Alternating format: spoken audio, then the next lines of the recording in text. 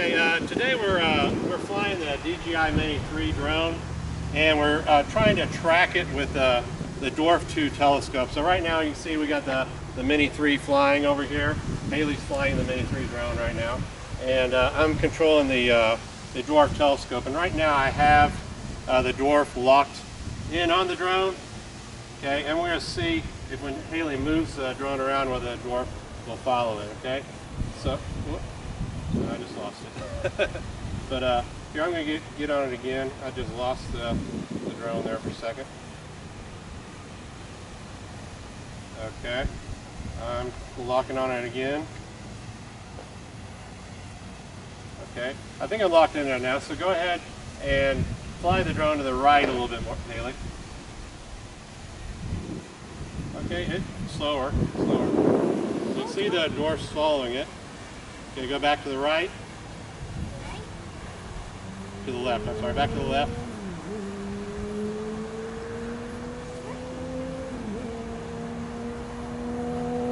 Okay, you can see the Dwarf's following it.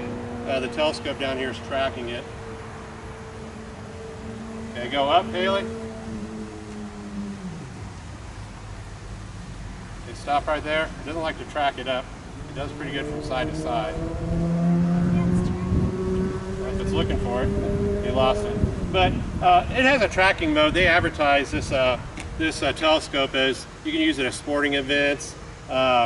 It's pretty good at tracking if the background is pretty much different than what you're trying to track. A lot of times I've tried tracking it like subjects on the ground, tracking my daughter riding her bicycle. It'll track for a minute, but it tends to lose it. But pretty neat telescope, and we was able to track it a little bit. It tracked it from side to side. And you can see I've got the sky as the background for my drone. So go ahead and bring the drone back here, Haley.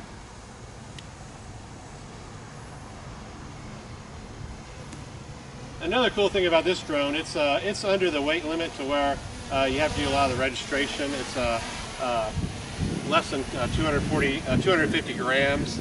Okay, so it's light enough to where you know, a novice can fly this drone. You don't really have to have quite as many licenses to fly it. So go ahead and land it there.